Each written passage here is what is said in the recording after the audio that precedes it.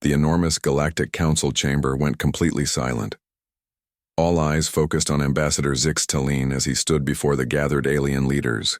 His skin, normally a peaceful blue color, now pulsed with dark purple and gray spots.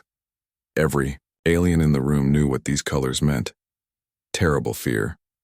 "The Vorax broke through our space defenses," he said, his voice shaking as the speaking sacs on his throat vibrated. "We lost 3 of our colony worlds already. Billions of my people are dead. Our best ships are being destroyed like they are made of paper." The huge, round room filled with worried whispers. Hundreds of different alien species sat in rising, circles of seats like a giant bowl with the speaking floor in the middle. Each species looked completely different from the others. Some had many arms, some looked like walking plants, others resembled giant insects or floating jellyfish. Admiral Diane Nelson watched from the human section in the far back of the room. Humans were still new to the galactic community. Earth only got observer status 5 years ago, which meant they could watch but not vote on big decisions. Most aliens thought humans were too dangerous and unpredictable to be full members. They called humans Deathworlders, creatures who evolved on a planet so harsh and deadly that it created unusually tough and aggressive beings. To most peaceful aliens who came from gentle worlds with perfect weather and few predators, humans seemed like barely controlled savages. Diane studied the worried faces of the council members. The Vorax were a new and terrifying enemy. They looked like giant insects with metal-like shells, and they moved through space in massive swarms. They didn't want to make peace or take prisoners. They just wanted to eat everything in their path and use it to make more Vorax. No one had figured out how to stop them. "We will provide food supplies and ships to rescue your people," said the Bellari representative. The crystal formations that served as its arms sparkled under the bright lights. Zix Talene's color spots pulsed even faster. "That is not enough. The Vorax do not talk, they do not stop, they only consume everything." Diane felt her pocket device buzz. She pulled it out and read the message from Earth's Fleet Command. "Observe only. No commitments." She should stay quiet. She had strict orders, but as she looked at the desperate alien ambassador, she made her decision. Diane stood up, causing many alien heads to turn in surprise.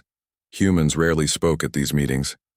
"Earth can give more than just food and rescue ships," she said in a clear, strong voice. "We can send fighting ships, weapons, soldiers." The room exploded with noise. Many aliens shouted objections. Others clicked, whistled, or flashed colored lights in their species' version of protest. The council moderator, a tall, thin Juxian with 4 long arms, raised all his limbs for silence. His gray skin wrinkled with disapproval.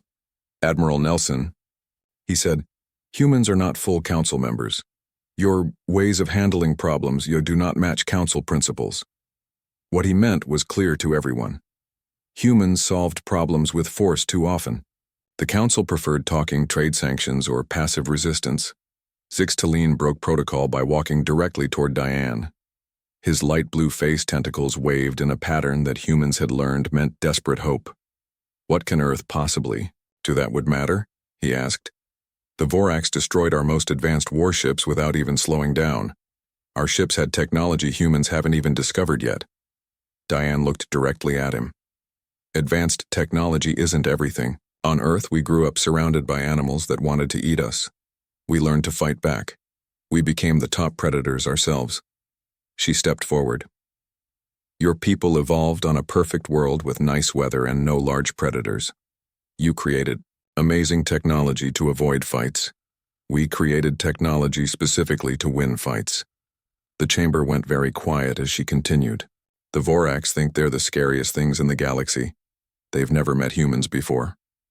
Diane's mouth formed a small, dangerous smile. "When the Vorax face Earth's fleet, they'll learn what happens when you threaten a species born on a death world." Back on Earth, preparations had already begun. In the orbital shipyards above the blue planet, workers in spacesuits swarmed over massive warships.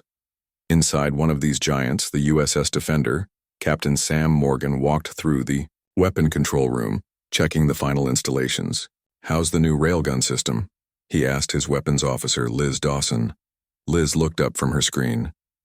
Testing at 150% of expected power, sir.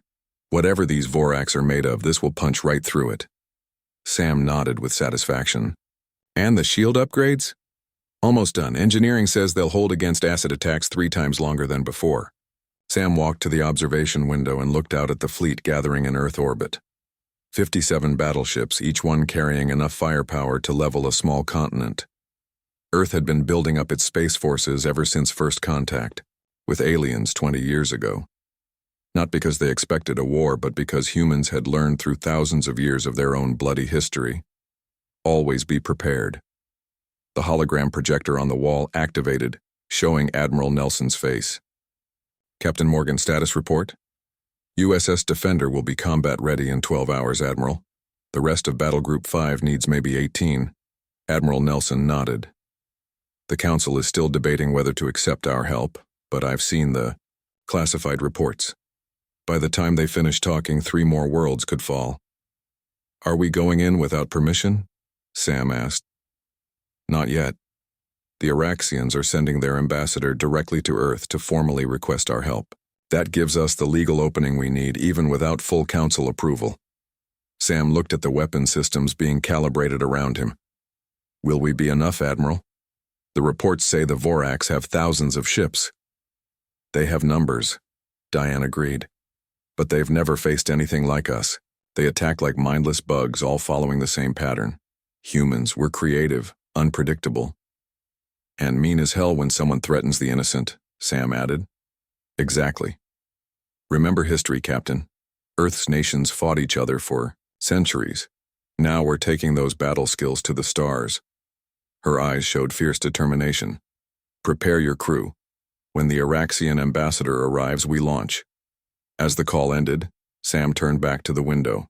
In the distance, he could see the other massive warships, their lights glowing against the blackness of space. Ships with names that told Earth's story. USS Defender, USS Guardian, USS Sentinel, USS Valiant. For years, the peaceful races of the galaxy had worried about humans joining their community. They feared human aggression and unpredictability. They never considered that these same qualities might someday save them all. The Deathworlders were about to show the galaxy what they could do. Captain John Reeves walked onto the bridge of the USS Horizon and stopped to take in the view. Through the massive front window, he could see dozens of warships floating in Earth orbit. The sight was breathtaking. 57 battle-ready vessels, the biggest fleet humans had ever put together. Each ship gleamed in the sunlight, weapon systems visible along their hulls. John had been in space battles before, fighting pirates and small alien raiders. But this would be different. The Vorax were unlike any enemy humans had faced. "Captain on the bridge," called out Officer Ben Clark, and the crew stood at attention. "At ease," John said, walking to his command chair. The bridge crew returned to their work at the various control stations that formed a half-circle around his position. Lisa Parker, the communications officer, looked up from her screen. "Sir, Commodore Martinez is asking all ships to report their status." John nodded and checked the readout on his chair's arm display. "Tell him all systems are green. The Horizon is ready for battle." "Yes, sir," Lisa replied, her fingers dancing across her control panel. It had been just 3 days since the Araxian ambassador arrived on Earth to formally ask for help. While the Galactic Council was still arguing about what to do, humans were already acting. The shipyards around Earth worked day and night installing new weapons and shields on the fleet. Earth's diplomats had found a legal opening. As observers rather than full council members, humans weren't bound by the same non-interference rules. "Sensor check complete," reported Alex Reed from the scanning station. "Long-range detection systems operating at 115% of standard capacity. Weapon systems fully charged and locked down for jump," added Weapons Officer Frank Miller. John looked around at his crew, 320 men and women who had trained for years for space combat. They had never expected to fight a war against a hive mind, alien species, but they were ready. Humans were always ready for a fight. Later that night, John sat alone in his quarters, reviewing the mission briefing again. The wall screen showed images and video of the Vorax, insect-like creatures with metallic exoskeletons and multiple limbs. They operated as a unified group mind, directed by massive queens that controlled thousands of worker and warrior drones. Classified footage showed Vorax ships overwhelming an Araxian colony. The peaceful blue aliens had good technology but little experience with all-out war. Their ships fired in predictable patterns and held defensive positions that the Vorax simply swarmed over. A soft knock interrupted his thoughts. "Come in," he called. The door slid open and Chief Engineer Eric Wilson entered. Eric had been John's friend since their academy days. The engineer's normally cheerful face looked serious tonight. "I finished the shield modifications," Eric said, handing John a datapad. "But I have concerns. Their acid weapons melted through Araxian shields in seconds. Our enhanced barriers might last longer, but not much." John studied the technical diagrams. "So we'll have to hit them harder and faster." "The Araxians tried that approach," Eric pointed out. "They lost over 30 ships." John set down the pad and looked his friend in the eye. "The Araxians aren't humans. They evolved on a peaceful world with perfect weather and friendly animals. Their whole culture focuses on avoiding conflict. We evolved on Earth, where everything tried to kill us, the weather, animals, even other humans." He stood up and walked to the small viewport in his quarters. Earth shone blue and white below them. "The Araxians build technology to avoid fights. We build technology specifically to win fights." He turned back to Eric. "That's the difference that will matter." Eric nodded slowly. "I guess we'll find out soon enough." "Get some sleep," John said. "Launch is in 6 hours." After Eric left, John picked up the small hologram projector from his desk. He activated it, and the smiling image of his daughter Susan appeared. She was 10 years old, with her mother's green eyes and his determined chin. John touched the image gently. What kind of galaxy would Susan inherit if humans failed to stop the Vorax here? It wasn't just about helping aliens anymore. It was about protecting humanity's future. The next morning, the entire fleet received a transmission from Admiral Nelson on the flagship USS Dauntless. Her face appeared on screens throughout all 57 ships. Thousands of human crew members paused their preparations to listen. "Men and women of Earth's fleet," she began, her voice clear and strong. "Today, we undertake humanity's first major military action as part of the galactic community." The admiral's serious eyes seemed to look directly at each person watching. "For years, the other species have viewed humans with suspicion. They call us violent, unpredictable, dangerous Deathworlders born on a harsh planet that made us too aggressive for polite galactic society." She paused, letting that sink in. "Today we prove them right." Surprised murmurs spread through the ships. "Sometimes," Admiral Nelson continued, "you need monsters to fight monsters. The Vorax think they're the apex predators of the galaxy. They've never met humans before." On the USS Horizon's bridge, John saw his crew standing taller, chins raised, with pride. "This isn't just about saving the Araxians," the Admiral said. "It's about showing the galaxy what humanity stands for. We fight not just for ourselves, but for those who cannot fight for themselves. We use our strength to protect." The wire speech ended and the crews returned to their final preparations with new determination. The fleet began to move, forming a perfect attack formation as the massive jump engines charged up. John settled into his command chair. "Navigation, set course for the Sentinel Expanse." "Course set, Captain," replied Navigator Olivia Ward. "Weapons. Status?" Frank Miller looked up from his station. "All weapons hot but safe, sir. Ready to engage on your command." John took a deep breath. "All stations prepare for jump." The USS Horizon's engines hummed louder as enormous energies built up. Around them, the other Earth ships prepared for the same synchronized jump. "Jump in 5, 4, 3, 2, 1. In a flash of brilliant light, the human fleet vanished from Earth orbit, heading toward the distant stars where the Vorax were about to learn a harsh lesson about what it meant to threaten a species that evolved on a death world. As the ships traveled through jump space, Human crews checked their weapons one last time. Weapons originally designed for humans to fight other humans, now about to be used against an enemy unlike any they had faced before. The human fleet burst out of jump space at the edge of the Kalari system. Bright flashes of light marked the arrival of 57 warships as they returned to normal space. The Kalari system was home to an Araxian colony world, the next target, in the Vorax path of destruction. On the bridge of the USS Horizon, warning lights flashed immediately. Multiple Vorax ships detected, called out sensor technician Patricia Bell, her eyes wide as she studied her screen. I count at least 200 smaller vessels, and there's something huge near the third planet. Captain John Reeves moved quickly to her station. The sensor display showed hundreds of red dots swarming around the planet. In the middle of the swarm was a massive red blob, much larger than any normal ship. "Magnify that large contact," John ordered. The main screen changed to show a truly enormous vessel. It looked like a giant metal insect with a bulbous center section and multiple extending arms. The ship was at least 5 times bigger than the largest human carrier. "That's a Queen ship," John said, recognizing it from the briefing files. The brain of their whole operation. The Vorax ships moved in perfect formation like a swarm of insects. Their vessels had curved, overlapping plates that looked like the shell of a beetle. They were already breaking into smaller groups, each headed toward different parts of the system.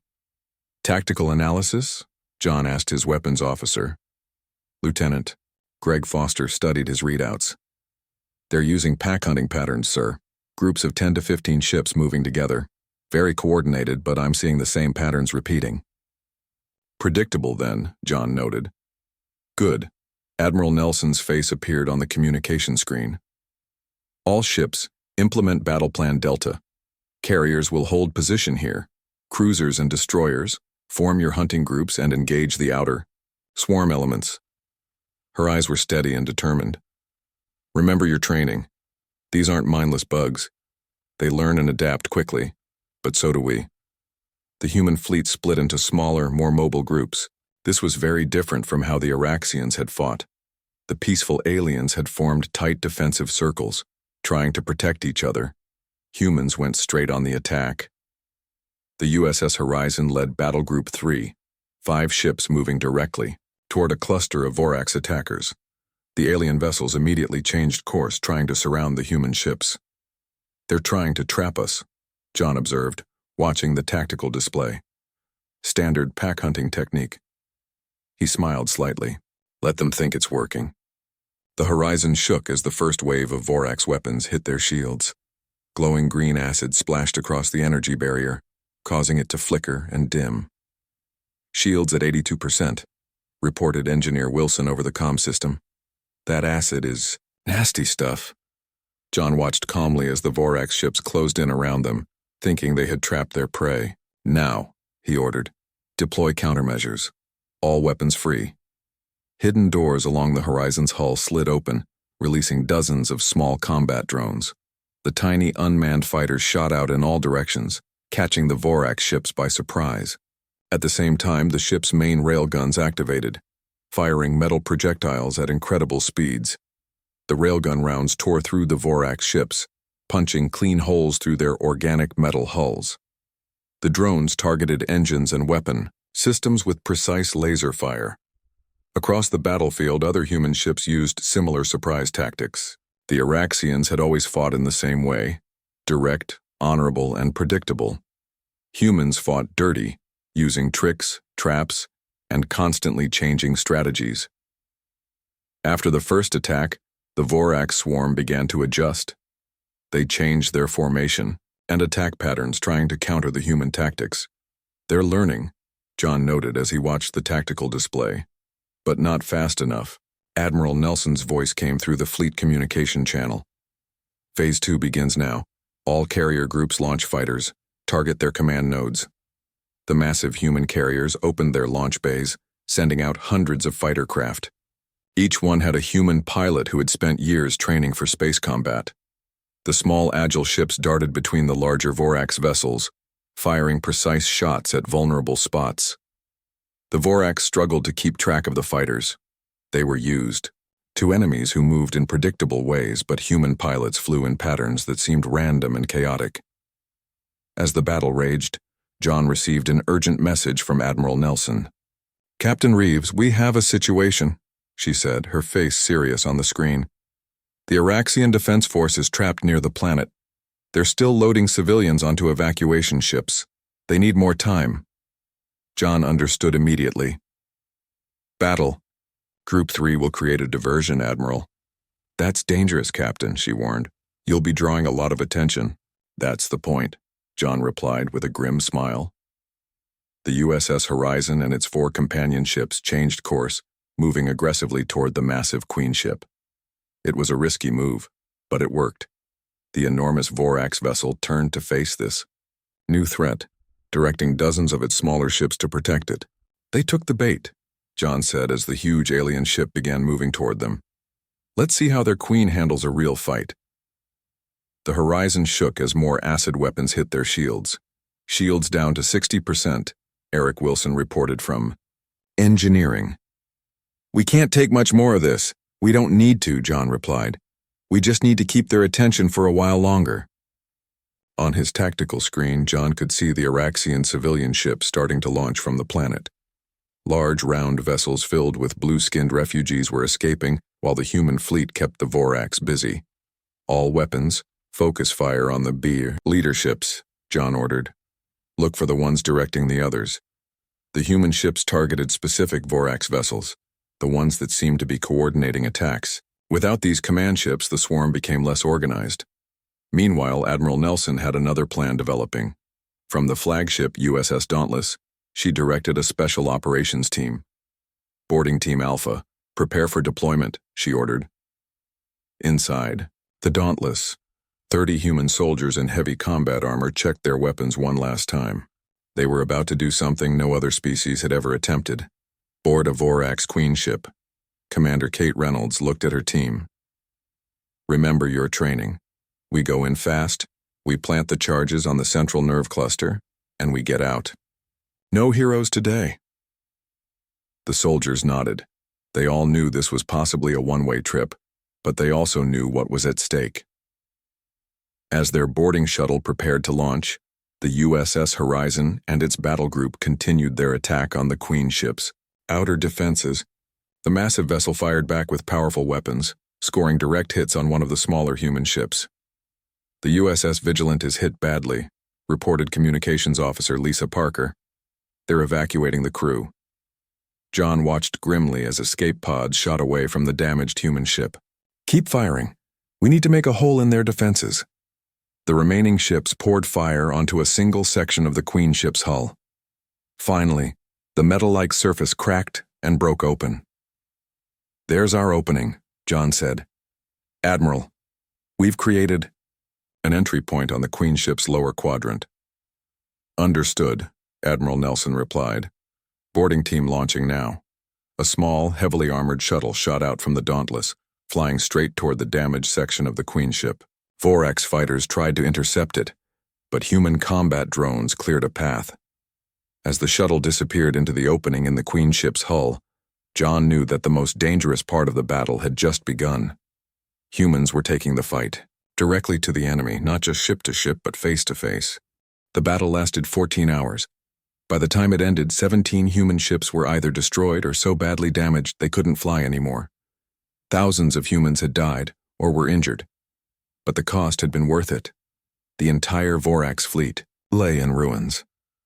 Their massive Queen ship now drifted powerless in space, its vital systems destroyed from the inside by the human boarding team. The remaining Vorax ships were either destroyed or fleeing in panic, something no one had ever seen the hive-mind aliens do before. On the bridge of the USS Dauntless, Admiral Diane Nelson received the report from the Araxian planetary governor. All civilian transports had successfully escaped. The planet was lost to the Vorax, but its people were saved. "Admiral, the council representatives are requesting to speak with you," said her communications officer. Diane nodded, straightening her uniform despite her exhaustion. "Put them through." The large screen on the bridge activated, showing the faces of the Galactic Council leadership. Their expressions, as much as alien faces could show emotion, registered shock and disbelief. "The Araxians report that your forces have destroyed a Vorax queenship," said the tall, four-armed Juxian moderator. His voice sounded stunned. This was thought to be impossible." "It's what humans do," Diane replied simply. "We find a way." "We have watched the battle recordings," said a crystalline Bellari representative, light flickering through its transparent body. "Your tactics were disturbing. Your soldiers actually entered the enemy vessel. They engaged in hand-to-hand combat with the Vorax." The alien paused, clearly troubled. "Some of your people sacrificed themselves deliberately to ensure mission success." "That's also what we do," Diane said firmly, "when the stakes are high enough." A new figure moved into the projection. Ambassador Zix Talene of the Araxians. Unlike before, his skin now glowed a peaceful blue instead of frightened purple. "The Council has called an emergency meeting," he announced, his voice full of respect. "There will be a vote on changing humanity's status from observer to full member. You will be given a permanent seat on the Defense Committee." Admiral Nelson raised an eyebrow. "I thought our methods weren't aligned with Council principles." "They are not," admitted the Juxian moderator. "But perhaps the Council's principles need to change. The remaining Vorax ships have left Araxian space entirely. They are retreating back to their own territory." "They're afraid," Zix Talene added, his voice filled with wonder. "We intercepted communications between their remaining forces. They show something we've never seen from the Vorax before: fear." Meanwhile, on the bridge of the USS Horizon, Captain John Reeves watched as repair crews worked on the many holes and damaged sections of his ship. The Horizon had taken heavy damage but survived. Beside him stood Chief Engineer Eric Wilson, looking at the list of injured crew members. "Was it worth it?" Eric asked quietly. John looked at the main screen, which showed the Araxian refugee ships safely jumping to friendly space. Thousands of the blue-skinned aliens were alive because of what humans had done today. "Ask them," John replied. The boarding team's mission had been the turning point in the battle. Commander Kate Reynolds and her soldiers had fought their way through the interior of the queenship, facing Vorax warriors in close combat. The aliens had never experienced such a thing. Enemies who would look them in the eye and fight with personal weapons, not just ships firing from a distance. 8 of the 30 human soldiers didn't make it back, including Commander Reynolds. But they had succeeded in planting explosive devices on the ship's central nerve cluster, the biological computer that controlled the entire Vorax fleet in the system. When those explosives detonated, the Queen ship lost all ability to coordinate its forces. 3 weeks later, the remaining human fleet returned to Earth orbit. Thousands of people gathered at viewpoints around the world to watch the ships come home. News networks broadcast live footage of the upgraded council chambers, where a human delegate now sat as a full council member for the first time. Polls showed that Earth's people overwhelmingly supported continuing to help the Araxians and other threatened species. Humanity had found its place in the galaxy, not as conquerors but as protectors. At Earth's defense headquarters, Admiral Nelson stood before the United Earth Defense Council to give her final report on the mission. "The Vorax believed they were the ultimate predators in the galaxy," she said to the gathered officials. "They had never encountered a species that evolved on a world as challenging as Earth. They never faced an enemy that not only survived in hostile conditions but became stronger because of them." She paused, looking at the room full of military and civilian leaders. "For years, other species have called us Deathworlders. They meant it as an insult, a reason to fear us and keep us at a distance. Today, that name has become a badge of honor." The Admiral brought up a holographic display showing the new deployment of Earth ships throughout Araxian space. The Vorax now avoid any star system where human ships are detected. The same council, races that once feared our unpredictable nature, now request our protection. In the observation gallery above the council chamber, Captain John Reeves sat with his daughter Susan on his lap. The young girl looked up at her father with curious eyes. "Dad," my teacher said, Humans used to fight each other all the time, she said. Is that why we're so good at fighting aliens? John thought about this carefully. That's part of it. Our history taught us a lot about warfare. But what really makes us different is that we fight hardest when we're protecting others who can't protect themselves. He pointed to a group of Araxian visitors sitting across the chamber, their blue skin peaceful and calm. We're not just good at fighting, Susan. We're good at protecting. That's what makes humans special. As Admiral Nelson finished her report, the Council voted unanimously to establish a permanent human defense initiative. Earth would train and deploy ships specifically to protect threatened worlds throughout the galaxy. The news spread quickly through the stars. When peaceful worlds faced extinction, the species they once feared, the unpredictable, aggressive, Deathworlders from Earth, had become their greatest hope. Humanity had found its purpose among the stars not despite its violent past, but because of what that past had taught them. The protective instinct that had evolved alongside their fighting skills had given them a unique role in the galactic community. The Deathworlders had become the galaxy's guardians. 2 months after the Battle of Kalari, a Vorak scout ship approached the edge of a star system that looked promising for conquest. Its sensors detected a single ship in orbit around the third planet. The ship was small but had a distinctive design. The Vorak scout immediately changed, course accelerating away at maximum speed. It sent a single message back to the hive. Humans detected. Avoid this system. The Deathworlders had claimed another world to protect, and the predators had become prey.